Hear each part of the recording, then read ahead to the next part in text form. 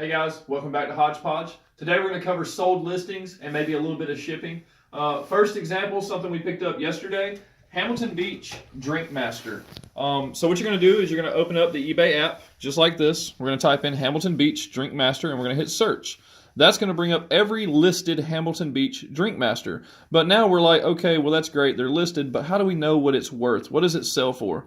If you click more options and then right here, sold items only, and we click that sold items only, and it's going to bring up all the items on the left, what they've sold for. So we notice on average 15 to 20 on the white, 65 on the green. So we know now that the green is one we want to really look for. And there's other ones, there's chrome, there's black, but an average of 15 to 20 and then plus shipping, which is $9 to $15. So if I'm going to sell that, which I already have mine listed now, it's now listed for $25, buy it now. And that's going to sell quickly. Another example of how we can search for a sold listing. Here's a Robinson Ransbottom, Roseville, Ohio, high jar, 1 ounce. Or 1 quart, sorry. So we go right here. Once again, back into our eBay app. And we type in Ransbottom, 1 quart, search. And then boom, it brings up a bunch that are very similar and what they've sold for, 4 to 16, 12, 18, 5, 15. So I'm going to list mine for probably 20 bucks shipped. And that one's already listed as well. Sometimes you're going to list or search and maybe what you're looking for is not listed. So we're going to go Sesame Street cookie jar, which is this guy right here that we found today. And we're going to hit search. And if you notice, here we just got a bunch. Ernie, Grouch, Muppets. There's not any counts. So then we're going to go here. And we're going to type in count. We're going to hit enter. We don't have any undersolds. So now we're going to go into our more options. We're going to turn off solds and completed listings. Now it's going to bring up 2 that are listed. As you can see, one at $499.99. And then hours, which we listed about 2 hours ago, it's now at $99.99 starting bid. We do have 2 watchers already. We have no competition because there's only 2 of these available on eBay right now. And we found one today at a thrift store, and we paid less than $10. So we're going to turn that 10 into at least 100, but probably 300 to 400 is what the professionals say that the cookie jar is worth. So that is just a brief cover of how to search solds. And like I said, sometimes you have to exhaust your sources. You have to go outside of eBay, and you can get on Google. You can go to Facebook groups. We did that with the cookie jar. We joined a Facebook group that's just cookie jar collectors. 2 professionals confirmed that is an authentic California original made in California in the 70s. So we authenticated our item. We've now priced it to sell, and now we've got to pack it. So let's say it sells. Well, we're going to take this for example. We sold this today. This is a Curious George jelly glass that I paid 50 cents for. I sold it for $12.50 shipped. And then people are like, well, that's great, Eddie. Well, how do you pack it? Well, that's what I'm going to show you now. We're going to go right into packing. And basically what I've already started that you won't see, I started with just a flat piece of cardboard. I've already taped it somewhat into a square. Doesn't have to be perfect. Most important thing to remember when packing is that you can use recycled supplies, but your customers are going to judge you based on how it arrives. In my opinion, I would rather my products arrive safe and sound than pretty. My wife sells clothing. Her items arrive safe and sound and pretty. That's okay. So, jelly glass or any glass, coffee mug, anything. You want to pack the inside so there's some sort of resistance there, and then wrap it with a tissue paper. Then, after you've done the tissue paper, you can do newspaper. The reason I don't do newspaper first is because if it gets wet or something like that, then the newspaper can actually imprint on that item. So if you're shipping a white coffee mug, it might show up with the meat section of the ads in the newspaper stuck to it, and they won't be able to get it off. And if they do get it off, it's just going to be a pain, and they're going to remember that. They're probably not going to shop with you again. So, get it all wrapped up really well. We need to make a bottom to our box. And that can be done quite simply by just taking each corner and cutting it to about where you want to fold. And then I'll mark about 1 inch off of that square, off of that rivet for my scissors, cut it all the way down on all corners, straight down, and that's going to be my folding point. Sometimes you might trim it a little more. And then you just bend the sides into your box, and you created the bottom of a box. Then we grab our eBay tape. I buy this in bulk. I can get about, I believe, 30 rolls for around 75 cents a roll, which is really cheap because the cheapest that you can find tape, and I've exhausted all the sources I'm trying to find that, the dollar store, their tape's $3 a roll. It's about 75 yards. I believe this tape is a little more than 75 yards per roll. But if you're paying less than $1, you're doing pretty good. So that's what I call a Frankenbox.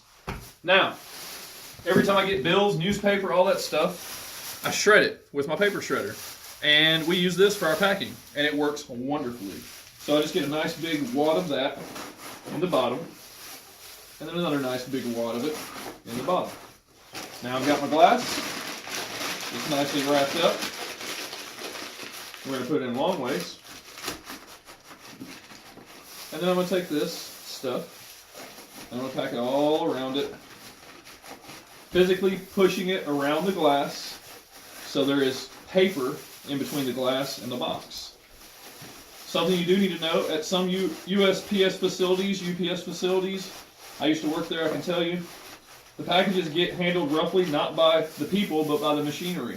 So you need to make your box tough and pack it like it's very precious and how you would want it to arrive to you. And if you do that, your stuff will arrive safely. I've sold over, I guess, 300 items in the past 120 days, and I have not had but one item arrived broken. And the item that arrived broken, I knew when I shipped it that it was going to be a risk because it was very, very fragile. And that just happens. Sometimes you lose one. It was only 25 bucks, and we refunded them without any issues, and they left us good feedback. So there we go. Close it off. We got it nice and tight. Like I said, it's not going to be pretty, but it's going to work.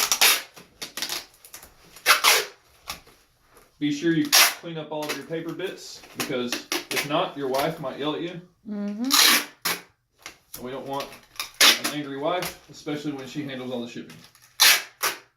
And guys, if you're trying to get your wife involved, which you should think about making her or asking her to help you with shipping and clericals, especially if you're doing this for a living, because you need to have a good tax write-off and a good bracket to visit in. So there's a Frankenbox, Curious George glass. It's very safe. I feel that it could be mailed across the country without any issues. You can throw it, you can shake it, it's going to be fine. Here's a quick, simple one. This is a stamp. If you guys remember that I went to the bins, I bought the bag of stamps. Well, here is one of like 16 stamps. This one sold for $8 shipped. It's going to cost me $2.86 to ship it. After eBay takes their 80 cents, I'll make about $4.50 profit, and that was on one stamp. We probably paid like $2 for the whole bag because we bought it by weight. I like these envelopes.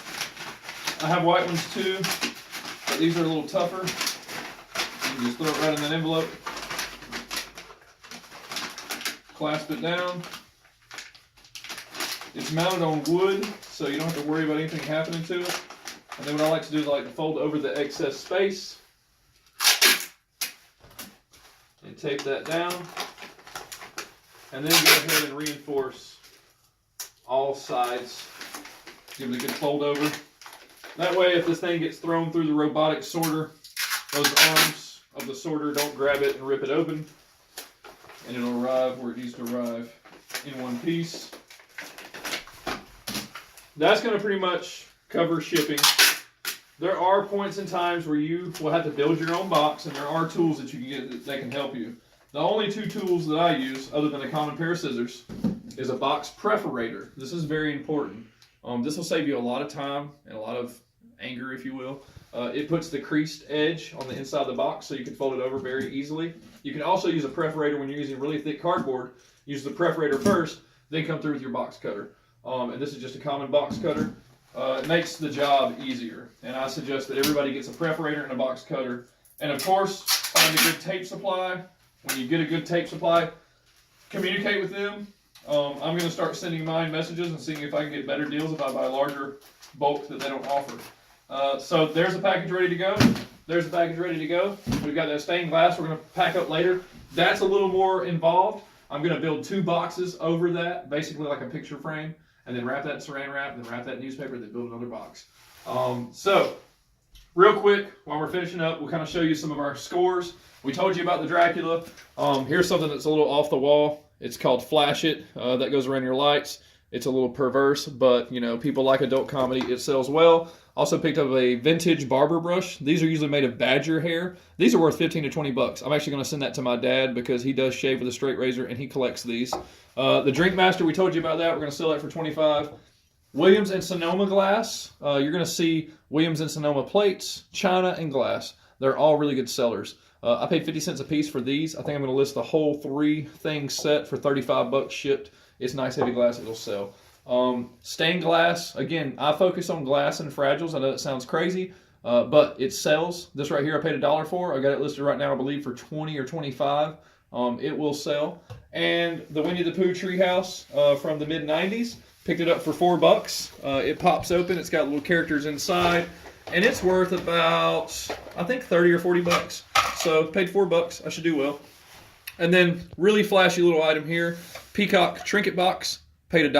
Going to sell it anywhere from 15 to 20. It's handmade. Even if this was mass produced, it's made of a really good quality, and you'll sell those. So I get little things like this and like the sailboat really as just fillers to bring in a different crowd, and they'll sell.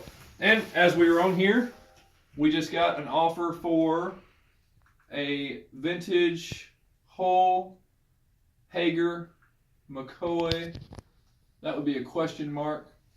$15 plus free shipping on a little small pot that I picked up for like 50 cents. We'll accept that offer and we'll pack that up for them. So, again, making money while you're making a video, trying to help people make money. That's what we're all about. So, I invite you guys to go out. The week's starting over. The thrift stores are going to do a reset on the weeks. They always do. Sunday night when they close down, they bring out new stuff the next day. See if you can go turn, you know, $1 into 10 or 10 into 100. Or 6 into a potential 400, 6 or 7. I think we paid $6.89 to be exact. And of course, you know, if you can find yourself a little something around the house, this is I just got for our house is $1. But you know, these are as seen on TV items, and this I'll keep around the house, and if I need it, I'll use it, and if not, I'll list it later for like 15 bucks. So fillers, sold listings, showed you how to pack a couple things. Maybe next time we'll go over, I don't know, something outside the box. We'll find out something.